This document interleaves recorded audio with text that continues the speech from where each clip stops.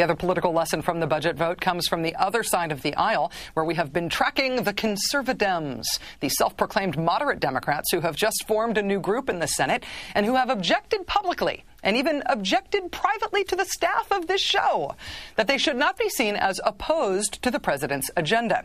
In the Washington Post, Evan Bayh and two of his conservative Democratic colleagues argued, quote, "It is not our intent to water down the president's agenda. We intend to strengthen and sustain it. Without Democratic moderates working to find common ground with reasonable Republicans, the president's agenda could well be filibustered into oblivion." In other words, the Conservadems say they are not opposed to the president's agenda at all. Rather, they say they are the only ones who can get that agenda passed by attracting Republican votes to it. They are the loyalists of all loyalists. You ready for the money to go where the mouth is? On the budget vote, with no Republican filibuster, no threat of a filibuster, no need to bring Republicans over at all, Evan Bayh, self-proclaimed head of the Conservadems, voted against it, strengthening and sustaining the president's agenda by voting against it.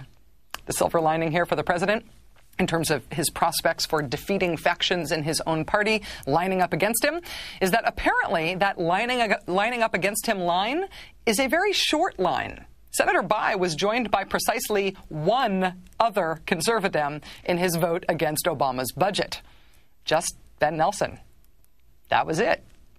The Conservadems may not be all that strong in number, but, you know, they can demonstrate their fiscal conservative principles more easily now that there's only two of them. They could meet, like, in a phone booth or on a motorcycle. They could meet on a very small seesaw. Joining us now is Anna Marie Cox, national correspondent for Air America Radio, contributor to the Daily Beast. Anna Marie, thanks for joining us tonight. It's good to be here. Would that seesaw perfectly balance, Rachel? Yes. I think it might. Or it would just be down on one side the whole time. Or they both sit on one side. Yeah, the fulcrum would be totally in the wrong place. They'd sit on one side and be, yes. You're with me on the metaphor, I can see. But are you with me on the Conservadems in the Senate generally? I was surprised. All Evan Bayh's so-called moderate Democrats abandoned him on the budget. Well, I'm more sympathetic to the Conservadems than you are, but we can have that discussion some other time, preferably over cocktails. In this particular case, I think there are 2 points to be gained. One is that it turns out, yes, it's true, although Evan Bayh might not be behind the president's agenda, it turns out that a lot of those Conservadems, when they sat down and looked at the budget and looked maybe at their poll numbers and maybe at the economy, decided to go ahead and vote with the president. So there's that. Back in 1993, though, I mean, more Democrats than this voted against Clinton's budget. That was like 6 voted against him in 93. Now we're down to 2. Well, I was going to say, have you ever met Evan Bayh? Yes. 2 for him is exciting. He can go with 2. 2 is better than 1. 1 is the loneliest number. You're saying that he just has a low threshold of impact? I do. I think, you know, there's a reason why he basically gave up his presidential run before he even got started. I mean, I do understand your point about the Clinton budget. I do think that I also think, but I was also serious, I think that these Democrats are looking to the midterms, and they are betting on success for the president. They think that this might work. And so in the end, I think they would want to be on the side of history, and they are judging that this budget, voting for it, is going to be on the side of history. Well, on the other side, we've got 0 Republican votes for it. And I'm wondering, you have good contacts in the GOP world, and I'm wondering if you are hearing from them that this is something that they're going to brag about the way that they bragged about 0 votes on the stimulus. I mean, are we going to expect more Aerosmith back in the saddle videos from Eric Cantor's office on this one? Well, here's the thing. Most of my contacts in the GOP are pretty smart.